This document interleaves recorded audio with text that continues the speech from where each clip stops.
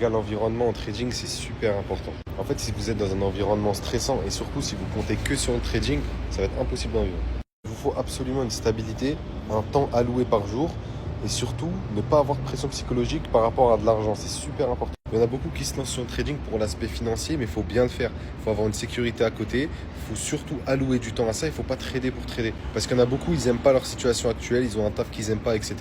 Et pour pallier à ça et pour changer de vie, entre guillemets, ils vont envoyer des trades à leur pause du midi. Sauf que là, c'est trader pour trader. C'est pas constater, attendre des zones. Non, c'est parce qu'il a eu le temps, il a voulu prendre des positions.